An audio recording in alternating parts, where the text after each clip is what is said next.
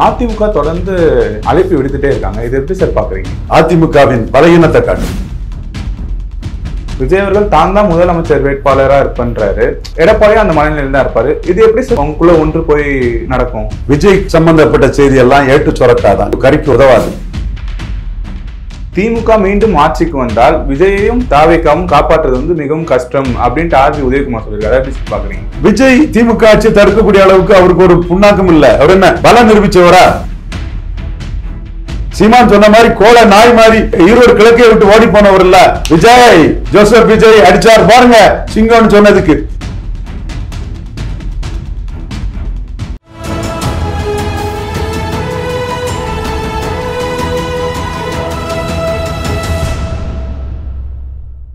தமிழுக்கும் தமிழால் இணைந்த தமிழ் உறவுகளுக்கும் தமிழ் நிறம் நேயர்களுக்கும் வணக்கம். இன்னைக்கு நம்ம கூட அரசியல் விமர்சகர் ரவீந்திரன் துரைசாமி சார் இணைஞ்சிருக்காங்க. வாருங்கள் நேயர்களே, சார் கிட்ட பேசலாம். வணக்கம். வணக்கம் ஹரீஷ் சார். தொடர்ந்து கூட்டணி குழப்பம் போயிட்டே இருக்கு. அதிமுக தொடர்ந்து அழைப்பு விடுத்துட்டே இருக்காங்க. இது எப்படி சார் பாக்குறீங்க? அதிமுகவின் பலகீனத்தை காட்டு. அதிமுகவுக்கு பாஜக கூட்டணியே ஒரு சந்தர்ப்ப நிர்பந்தம். மக்களவைத் தேர்தலில் மோடி பிரதமர்னா ஒரு வாக்கு வலிமை இருக்கும். 14 நம்ம பார்த்தோம், 19 கூட, 24 கூட நம்ம அதை பார்த்தோம். தனியா நிற்கும் போது கூட அதை பார்த்தோம். அந்த வாக்கு வலிமையை நம்பி 330 சீட்டு வரும், 3வது முறை மோடி பிரதமரா வருவாருன்னு எடப்பாடி டெல்லியிலே அறிவிச்சார். சீட்டு தகராறுல அது முறிஞ்சு போச்சு. அதற்கு பிறகு சட்டமன்ற தேர்தல்னா பாஜகவுக்கு அந்த வேல்யூ கிடையாது. நம்ம எல்லா இதுலயுமே கம்பேர் பண்ணி பாருங்க, தெரியும் எல்லாத்துக்குமே, ரொம்ப நல்லாவே தெரியும் எல்லாத்துக்கும். மோடிக்குள்ள வேல்யூ அசம்பிளி கிடையாது. சட்டமன்ற தேர்தலில் நீங்க 2014 சட்டமன்ற தேர்தலில் 5.5% வாக்கெடுத்த பாஜக 16ல் 2.25% தான் எடுத்தாங்க. அதே மாதிரி 21லையும் 3.25 எடுத்தவங்க 2.25 தான் எடுத்தாங்க. மக்களவையை பொறுத்தவரை சட்டமன்றத்தில் பாஜகவுக்கு வேல்யூ குறைவு தான். ஆனா பாஜக அண்ணாமலை, மோடி டீம், ஆர்டி இவங்கெல்லாம் ஒரு தனி அணி அமைச்சிருவாங்க, போட்டியா ஒரு அணி அமைஞ்சிரும் அச்சத்துல எடப்பாடி பழனிசாமி சட்டசபையிலே பாஜக கூட கூட்டணிக்கு வந்துட்டார். ஓகே, பாஜகவும் 20% வாக்குக்காக அவங்களும் சரண்டர் ஆயிட்டாங்க. இவரு ஒரு ஸ்டெப் எடுத்து வச்சாங்கன்னா அவங்க 2 ஸ்டெப் எடுத்து வச்சுட்டாங்க. அவங்களுக்குள்ள இப்போ ஷீட் ஷேரிங் அப்படிங்கறத பார்க்கணும். இதுவரை நடந்த 3 ஷீட் ஷேரிங்லையும் take it or leave it ஆஃபரை தான் எடப்பாடி கொடுத்தார். ஆர்கே நகர்ல அந்த சீட்டை பாஜக கொடுக்கல. என்ன ஆச்சுன்னு எல்லாருக்கும் தெரியும். 19 மக்களவை தேர்தலில் நீங்க தனிச்சு நின்னுங்க, கடைசியா 5 சீட்டாவது கொடுங்கன்னு கெஞ்ச வேண்டிய நிலைமைக்கு விட்டுட்டார். இப்ப அத்தகைய நிலைப்பாட்டில் இருந்த எடப்பாடி பழனிசாமி வேற வழி இல்லாம பாராளுமன்றத்துக்கே கூட்டணி வேண்டான்னு ஒரு சட்டமன்றத்துக்கு கூட்டணிக்கு வந்திருக்கிறாரு. இதுல பாஜக எப்படி ஷீட் ஷேரிங் பண்ண போறாங்கிறது டு பி சீன். கடந்த காலம் எடப்பாடி ஸ்ட்ராங்கா இருந்தாருன்னு தான் நமக்கு காட்டுது தமிழ்நாட்டை பொறுத்த அளவுல. எதிர்காலத்துல எடப்பாடி ஸ்ட்ராங்கா இருப்பாரா வீக்கா இருப்பாராங்கிறது டு பி சீன் தான். இதுல விஜய அவங்க தாங்குன்னு தாங்கிறது எடப்பாடிக்கு பலகீனத்தை காட்டுது. எடப்பாடி லீடர்ஷிப் பலகீனம் தான் மற்ற கட்சிகளுக்கு ஒரு வளர்ச்சியை கொடுக்குது. சோ அந்த லீடர்ஷிப் பலகீனம் எடப்பாடியை இன்னும் பலகீனப்படுத்தும். விஜய பல நிரூபிக்காத அன்டெஸ்டட் நாட் ப்ரூவ்டு விஜய வாங்கன்னு கெஞ்சிக்கிட்டு இருக்கிறது எடப்பாடிக்கு வீக்னஸ் தான். இதுல ஜெயலலிதா இருக்கும் போது 1% இருந்த நாம் தமிழர் இன்னைக்கு 8.2% வந்திருக்காங்கன்னா எடப்பாடிக்கு பலகீனத்துல தான் வந்திருக்காங்க. எடப்பாடியை பலகீனப்படுத்தி நான் பெனிஃபிஷரி காஸ்ட் ஆஃப் ஏடிஎம்கேல தான் அவங்க தெளிவாகவே வந்திருக்காங்க. அப்போ எடப்பாடி லீடர்ஷிப் பலகீனப்பட்டுன்னா அது சீமானுக்கு பலம். இது மற்றவங்க கண்டுபிடிச்சிட மாட்டான். அரசியல் விமர்சகர்கள் பலரும் கண்டுபிடிச்சிட மாட்டாங்க, அல்லது கண்டுபிடிச்சாலும் மனசுல மூளையிலே அது பதியாது. எப்படி சீமான் ஜெயலலிதா உயிரோடு இருக்கும்போது 1% 1.1 இருந்தவர் 8.2க்கு வந்திருக்காருன்னா எடப்பாடிக்கு லீடர்ஷிப் வீக்னஸ் தான், எடப்பாடிக்கு தலைமையின் பலகீனம் தான். இப்பவும் எடப்பாடி விஜயிட்ட பலகீனம் அடைகிறாருன்னா எடப்பாடியை பலகீனப்படுத்தி சீமான் ஸ்ட்ரெங்தன் ஆகிறாருங்கிறதும் இன்னொரு இடத்துக்குள்ள அது போயிட்டு தான் இருக்குது. சீமானும் அதை புரிஞ்சுக்கிட்டு தான் தன்னோட களத்தை ஆடுறாரு. 25ஆம் தேதி பசுமன் ஐயா தெய்வீக திருமகனார் ஐயா பசுமன் முத்துராமலிங்க தேவர் புகழஞ்சலி கூட்டம் சீமான் நடத்துறாரு. அதுல மற்றவங்க சொல்ல மாதிரி குரு பூஜை இதெல்லாம் மற்றவங்க பாணி போக மாட்டார். என் பாணி தனி தமிழ் பாணின்னு தேவர் ஐயாவுக்கு அவர் ஒரு கூட்டம் நடத்துறாரு. அதுல அவர் கேட்க போகக்கூடிய கேள்வி இதா தான் இருக்கும். நீங்க பாஜக கூட நெருங்கி இருக்கும் போது தேவருக்கு பாரத ரத்னா ஏன் கொடுக்கல, ஏன் மதுரை ஏர்போர்ட்டுக்கு பேர் வைக்கல, இப்ப ஏன் சசிகலா தினகரன் ஓபிஎஸ்க்காக சொல்றீங்கன்னு சொன்னா அந்த இடத்துக்குள்ளேயும் சீமான் எடப்பாடிக்கு லீடர்ஷிப் பலகீனத்தை தன்னை பலப்படுத்துறதுக்கு பயன்படுத்திக்கிறார். 2021 சசிகலாவை சிறைச்சாலையில் கொல்ல சதினார். அது சீமானுக்கு அதிமுக பேஸ் ஓட்லே உசிலம்பட்டி இந்த சைட்ல எல்லாம் கொஞ்சம் வாக்கு வலிமையை சீமானுக்கு தாராளமா கூட்டி கொடுத்தது. இப்பவும் வீரப்பனை என்கவுண்டர் பண்ணது எங்க சாதனைன்னு நீங்க பேச முடியுமான்னு சீமான் வந்து எடப்பாடியை சேலஞ்ச் பண்றாருன்னா, எடப்பாடிக்கு லீடர்ஷிப்பை பலகீனப்படுத்தி தான் வளர்றாரு. அப்ப சீமான மறைமுகமா வளர்த்து விடக்கூடிய அளவுக்கு எடப்பாடிக்கு லீடர்ஷிப் வந்து விஜய் விவகாரத்துல பலகீனப்பட்டு இருக்கதா தான் நான் பாக்குறேன். சரி, இப்ப அதே மாதிரி விஜய் அவர்கள் அதிமுகவோட இப்ப இவங்க 2 பேர் கூட்டணி வைக்கிறாங்கன்னா, விஜய் அவர்கள் தான் முதலமைச்சர் வேட்பாளரா இருப்பன்றாரு, எடப்பாடியும் அந்த மனநிலையில் தான் இருப்பாரு. இது எப்படி சார் அவங்களுக்குள்ள ஒன்று போய் நடக்கும்? விஜய் சம்பந்தப்பட்ட செய்தி எல்லாம் ஏட்டு சொரக்காதான், கறிக்கு உதவாது. அவங்க ஜான் ஆரோக்கியசாமி மூலமா தினமலர்ல பொய் செய்திகளா கொடுத்துட்டு இருப்பாங்க. எதுவுமே நடைமுறையில வரல. 2024 பிறகு நடைமுறையில வந்தது அதிமுக பாஜக கூட்டணியா டிக்ளேர் பண்ணியிருக்காங்க. அது கூட தமாகவும் இருக்காங்க. மீதி எல்லாமே ஸ்டேட்டஸ் கோ தான். சீமான் தனிச்சின்னு ஸ்டேட்டஸ் கோ இருக்காரு, திமுக இன்டாக்டா இருக்குது.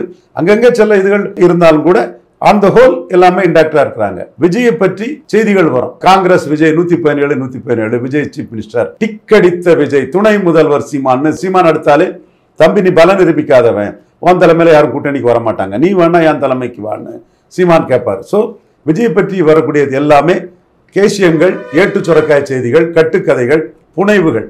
எதுவுமே நடைமுறையில வந்து ஒரு டேங்கிபிளா ஒரு மூவ் ஒண்ணு இருக்காது. இப்போ பன்னீர்செல்வம் திமுக கூட்டணிக்கு போறாருன்னா, ஸ்டாலின் பன்னீர்செல்வம் 3 தடவை சந்திச்சிருக்காங்க. ஸோ ஆப்ஷனை ஓபன் பண்ணிட்டாரு.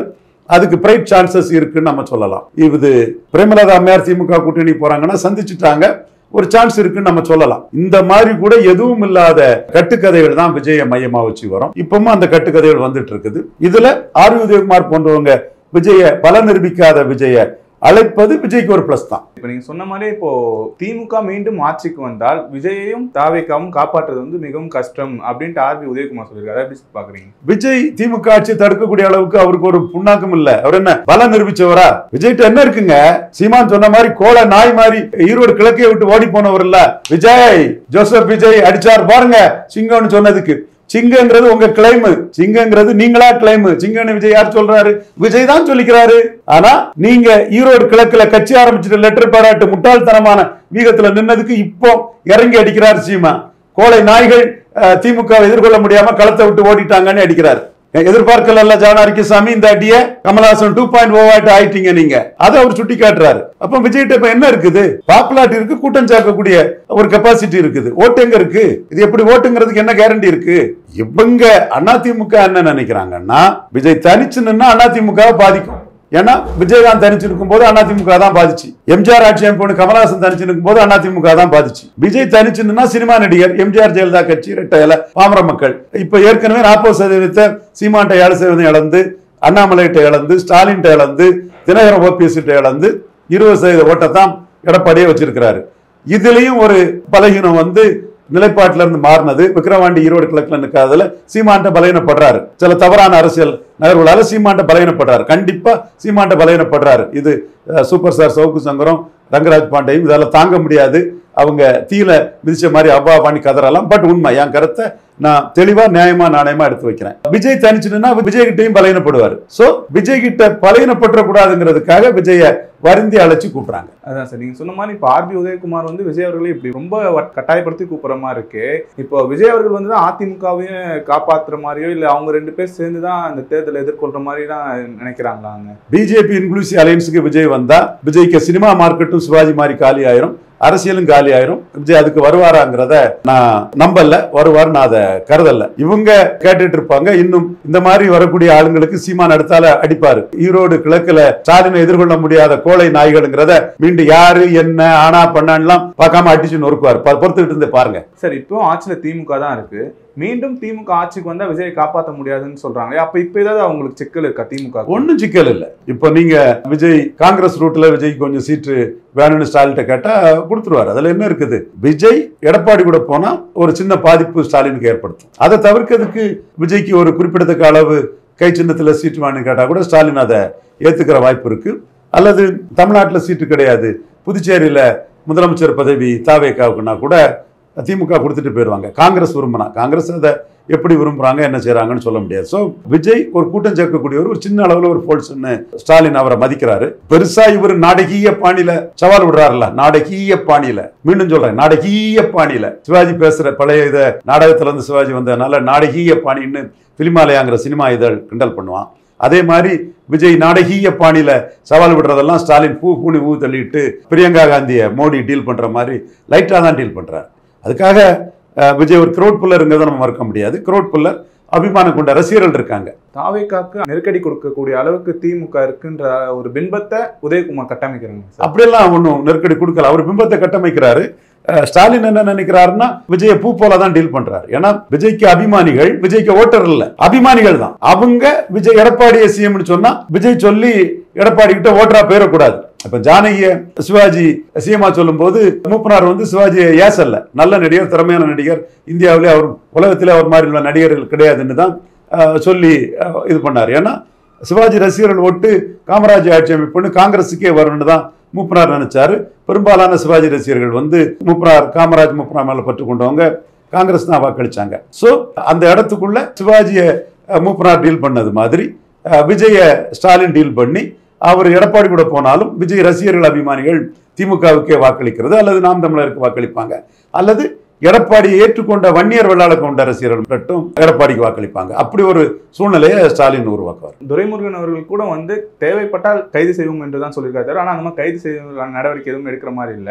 ஆனா இவரு ஆர்பி உதயகுமார் சொல்றாரு அவங்க கட்சியை அழிச்சிருவாங்க, அவங்க ஒழிச்சிருவாங்க அப்படின்ற ஒரு விஷயத்த மட்டுமே சொல்லி டிவிகேக்கு அது ஒரு பயத்தை கிரியேட் பண்ற மாதிரி ஏதாவது ஒரு சம்பவத்தை பண்ணிட்டு இருக்காருங்களா? கண்டிப்பா டிவிகே தனிச்சுன்னா பிரசாந்த் கிஷோருக்கு கேண்டிடேட் 3 பேர் விலை போயிட்டான் பாஜக. ஒரு ஷான்னு ஒரு அப்பர் காஸ்ட் பனியா, ஒரு திவாரின்னு ஒரு பிராமின், இன்னொரு சின்ஹான்னு ஒரு பூமிகார் கோபால் கஞ்சில 3 கேண்டிடேட் வந்து விலை போயிட்டான். இன்னும் பல கேண்டிடேட்ஸ் வந்து ஜன் ஸ்வராஜ் பார்ட்டி, பிரசாந்த் கிஷோர் பாண்டேக்க பார்ட்டி கேண்டிடேட் அப்பர் காஸ்ட் ஓட்ட பிரிச்சிருவாரவங்கன்னு அது விலை போகக்கூடிய சூழ்நிலை தான் இருக்கிறாங்க.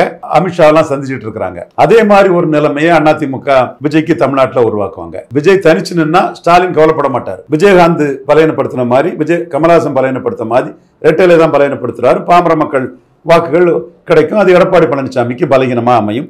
ஸ்டாலின் அதை தனக்கு சாதகமா தான் பார்ப்பாரு. சீமான் விஜய் மையமா வச்சு பரையர் தேவேந்திர வேளாளருக்கு 5% நான் தான் உயர்த்தி கேட்கிறேன், கோன் கோட்டணி நான் தான் சொல்றேன், தமிழ்ல இருந்து உருவானதான் தெலுங்கு, மலையாளம், கன்னடம் நான் தான் சொல்றேன், விஜய் எங்க சொல்றாரு, பாராளுமன்ற கட்டத்தில் சமஸ்கிருதத்துக்கு ஏன் தமிழ் இல்லைன்னு நான் தான் கேட்கிறேன், விஜயால கேட்க முடியலன்னு அந்த கம்பேரிசன்ல விஜய் ஒரு மண் குதிரை, நான் தான் ஓடுற குதிரை, நான் களத்துல தெளிவா நிற்கக்கூடிய ஒண்ணு, ஈரோடு கிழக்குல விஜய் நிற்காத முதற்கொண்டு, விக்ரவாண்டி நிற்காத முதற்கொண்டு, கமல்ஹாசன் 2.1 விஜய் கம்பேரிசன் பண்ணி தன்னோட வளர்ச்சியை சீமான் பார்த்துக்குவாரு. அப்போ விஜயால அச்சப்படுறது எடப்பாடி பழனிசாமி தான். ஸோ அவர் வந்து விஜய் தனிச்சு நின்றக்கூடாதுன்னு அண்டர்ஸ்டர் நாட் ப்ரூவ்டு விஜயை தன் பக்கம் இழுக்க பார்க்குறாரு. அதான் சார், இப்போ நீங்கள் சொன்ன மாதிரி விஜய் தனிச்சுன்னா அதிமுகவை விஜய் பலவீனப்படுத்திடுவாரு அப்படின்ற ஒரு காரணத்தினாலே விஜய் இவங்க வந்து கட்டாயப்படுத்தி வலிக்கிற மாதிரி இருக்குங்களோ? கண்டிப்பா அதைத்தான் செய்யறாங்க. இவங்க மாநாடுகள்ல விஜய் ஆட்கள் வர்றது மாதிரி இது பண்ணி அதெல்லாம் பேசி, அதாவது அவங்கள மன வலிமை இழக்க செய்யறாங்க. அப்ப அது விஜய் ஆட்கள் யாரும் வரல, இவங்க தான் செட் பண்றாங்க சார் அந்த மாதிரி.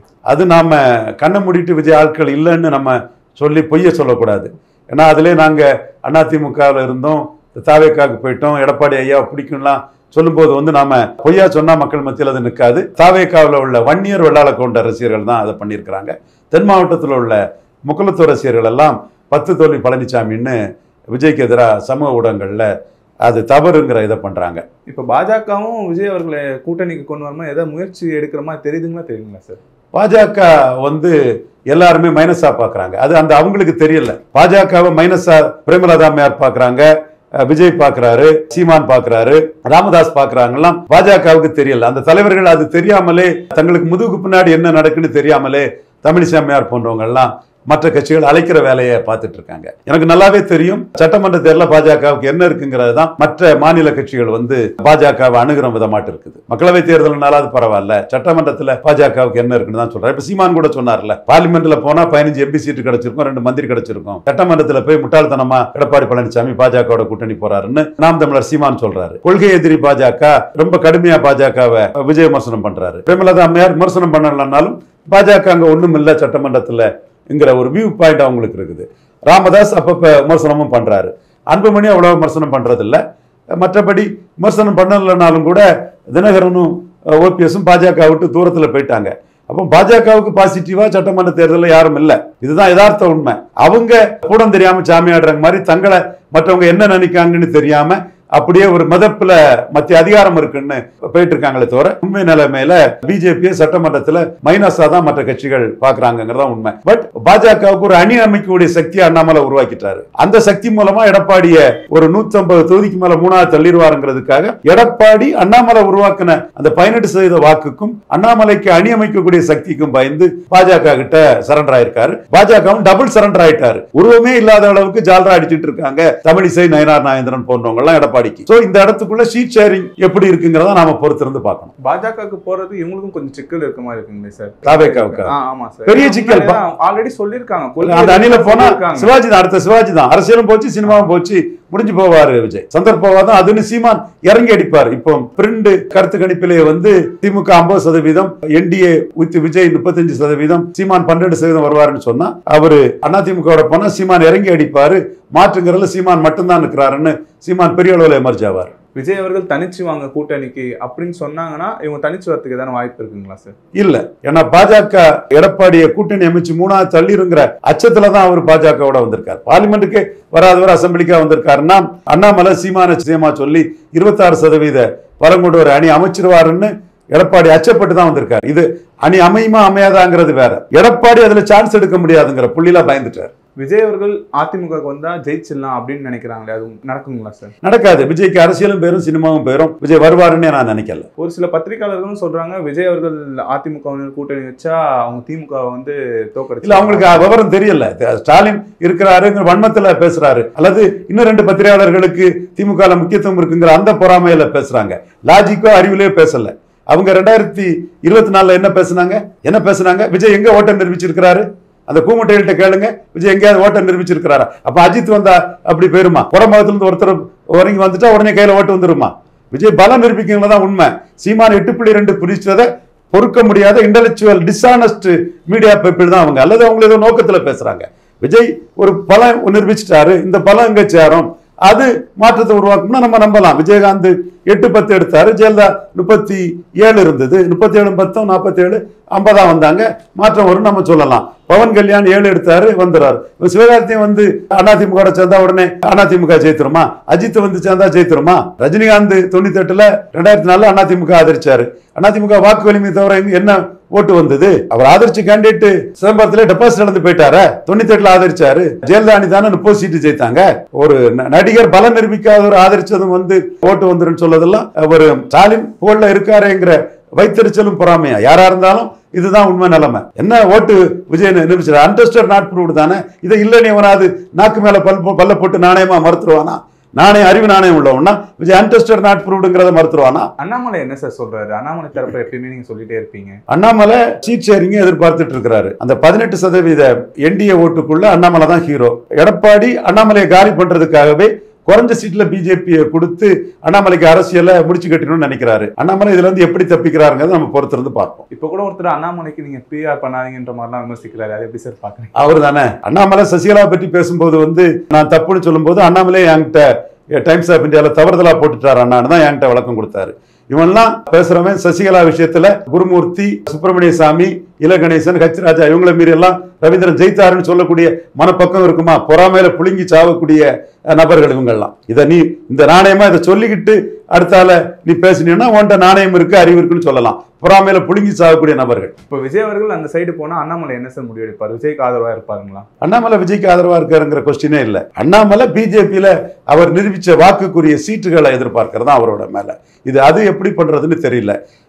பிஜேபியை காலி பண்றது மூலமா குறைஞ்ச சீட்டு கொடுக்கறது மூலமா அண்ணாமலைக்கு எதிர்காலத்தை வீழ்த்திடலான்னு எடப்பாடி நினைப்பாரு.